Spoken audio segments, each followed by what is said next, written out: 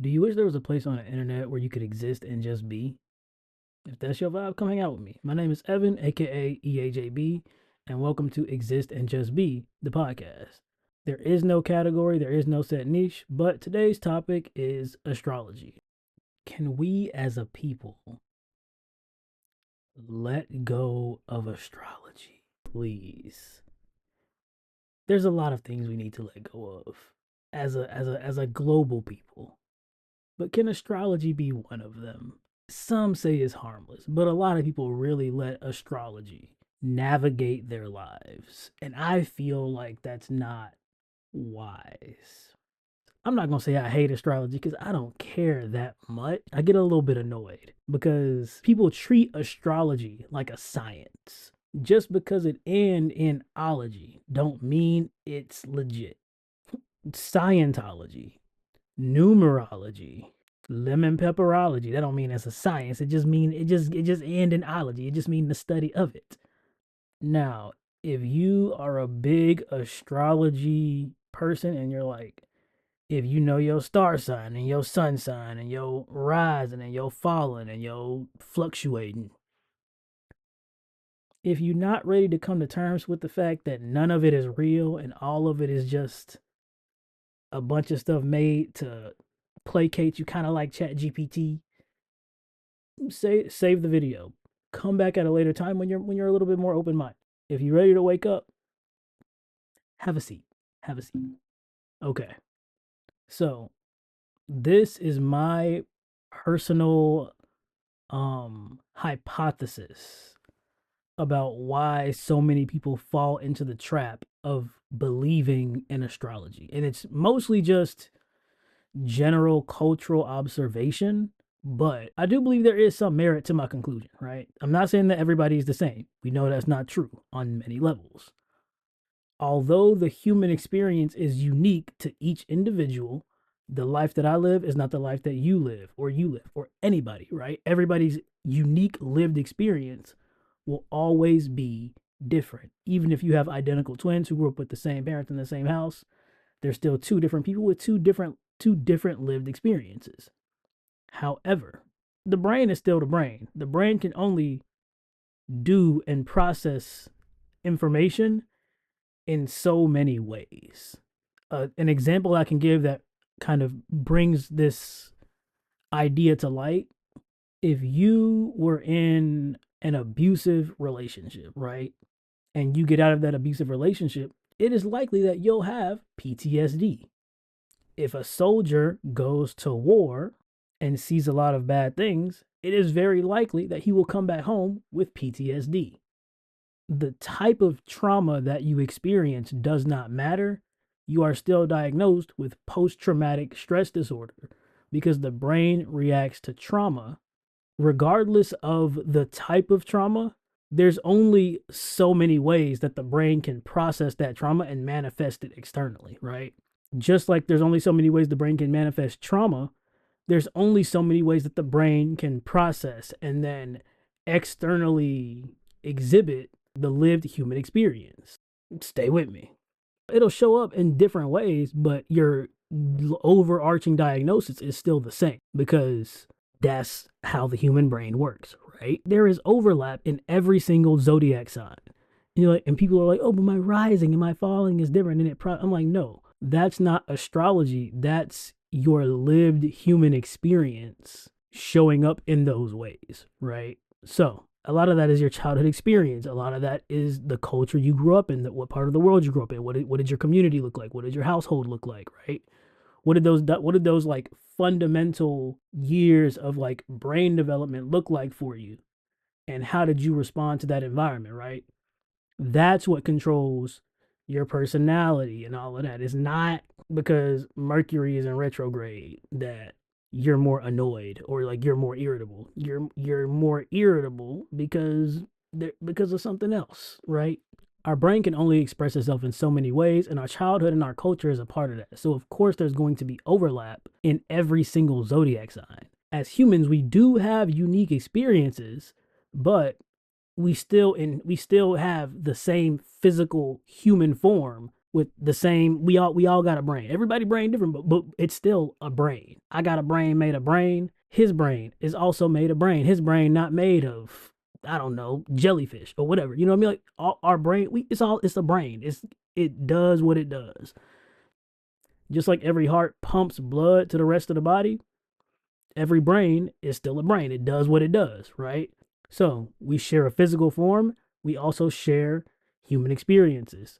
It does not matter what part of the world you grew up in. It doesn't matter what language you speak. It doesn't matter, no matter what sign or signs that you have or that you hold. I don't know. Anyway, yeah. But basically, no matter what your sign is or what signs you are, because your physical form and your human experience is still connected to other people and in these like unchangeable ways, you're going to have overlap with other people, but it's not because it's three stars in the shape of a triangle in the sky right now. You see what I'm saying? Or because the Big Dipper was in the sky when you were born. You see what I'm saying? Like it is pseudoscience.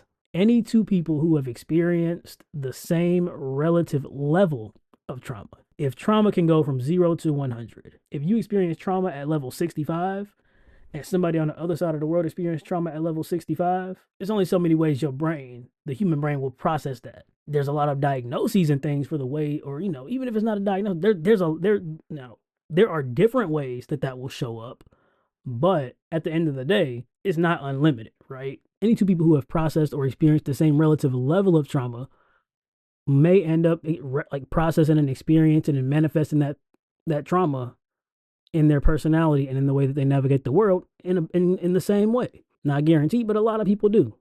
That's just because we're human beings who share the same physical form with the same brains, and our brains can only do so many different things because our brains are limited by their physicality. If our brains are going to change and start doing more, we got a long ways to go. Evolution don't happen overnight, right?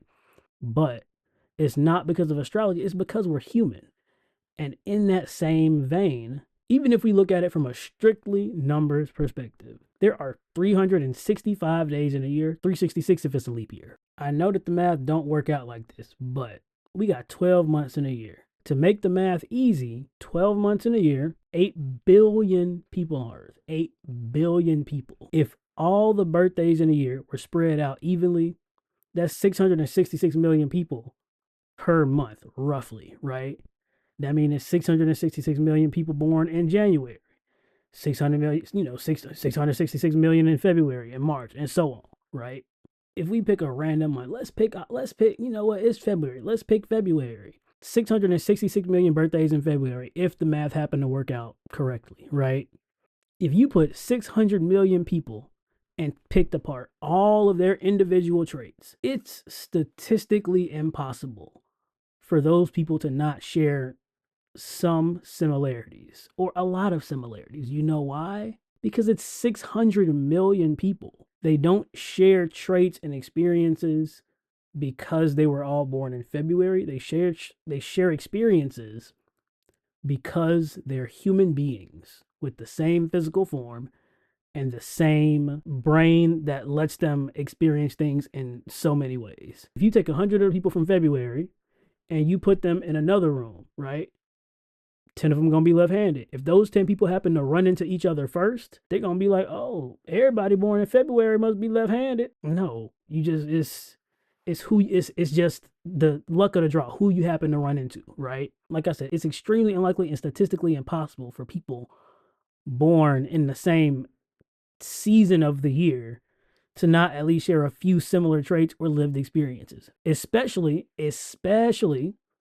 when you factor in culture and local community and like traditions and religion and things like that. For example, if you grew up in America, most people are not rich. Most people are, middle class, lower class, right? So if your birthday is between December 20th and December 27th, and you did not grow up rich, there is a very high chance that your birthday gift or your birthday celebration was probably lumped in with a Christmas party or a Christmas holiday at least once in your life because it's so close to Christmas and parents got to make money stretch, right? So it's the experience of having your birthday combined with the holiday, or if your birthday is May 12th and your sister birthday is May 13th, and y'all a year apart or 2 years apart, y'all have probably had joint birthday parties because y'all birthdays are so close together, and your parents are like, we're not gonna throw two birthday parties a day apart. And because you grew up with a sibling, you grew up learning to share or learning to, to do things together or learning to sacrifice a little bit